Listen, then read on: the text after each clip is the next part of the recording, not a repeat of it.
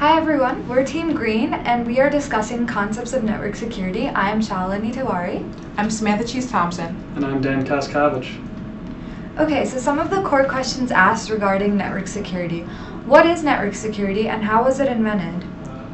What caused it to be invented in the first place, and how has it evolved since its invention? What impact does it have on our surroundings, and why do we even need network security?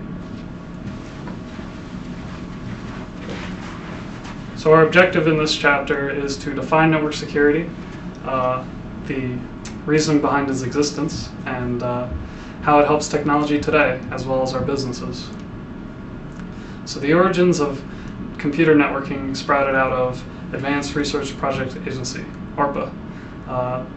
They started research on a packet switch in 1960 based around the telephone switch that was in use. But rather than a stream of data, we needed a bursty sort of interval of data. So they created the packet switch.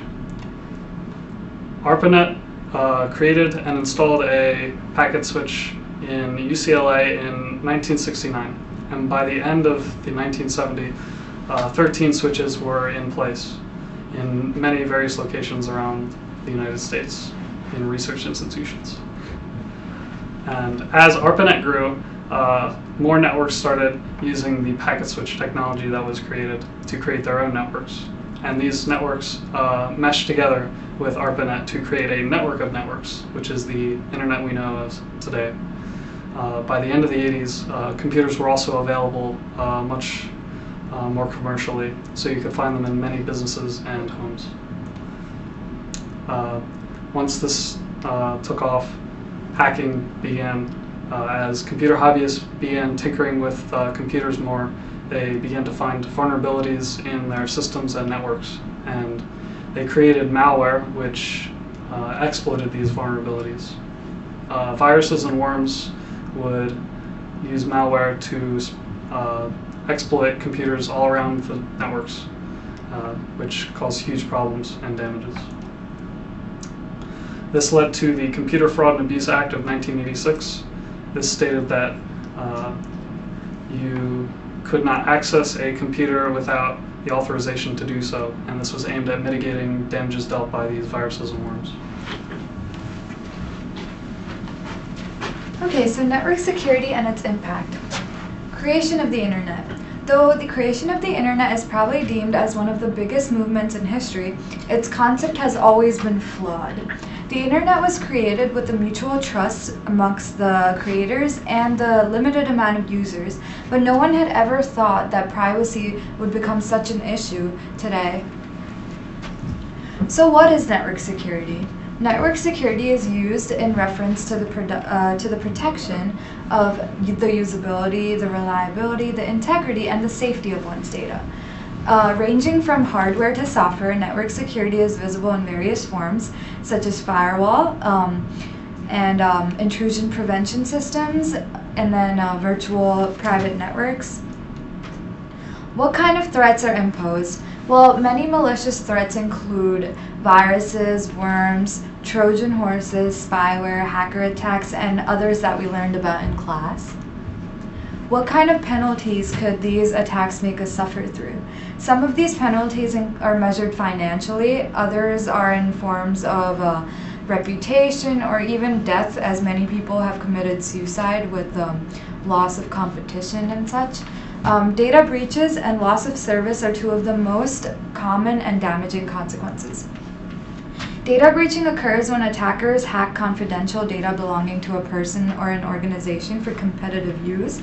And it is very evident, as you can see it in lawsuit costs or revenue loss or many such other things.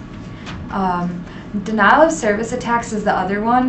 With denial of service attacks, hackers or competitors work on either degrading or shutting down the computer networks, which is usually successful because people have to either they end up having their systems crashed or their hardware has to be completely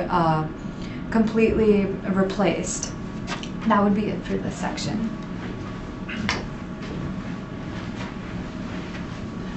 Our last topic of the day is businesses and network security. So as we all know, a lot of businesses have been conducting business online, and businesses are now taking notice of the changes that customers are doing to purchase their products. Worldwide retail web sales have grown to $963 billion, and that's a 19% increase from the previous year. What does this mean for businesses? Businesses now have another cost in their budget, and that's due to network security. The global market for network security has reached $8.16 billion in 2011, and that's not that much money considering how much revenue is actually being accumulated online.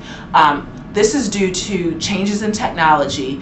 Businesses are constantly having to increase the way that they protect themselves and their customers with new technology. As we all know, the iPad mini just came out, and people are being hacked on their phones now. So that constant need for change puts pressure on the businesses to increase and find innovative ways to protect themselves.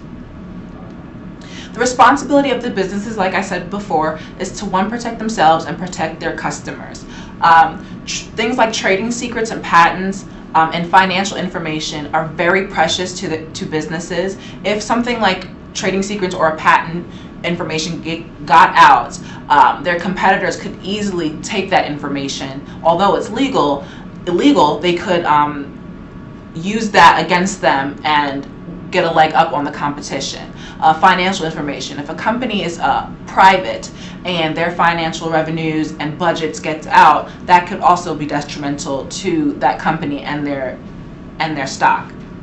Protecting their customers, like I said before, if a website does not have a good security system and it's easy for a hacker to get the financial information of a customer, that word will definitely get out quite easily and quickly, and no one will shop on that website. No one wants to shop on a website where their credit card information or social security number is easily accessible to people who will use it for malicious uses.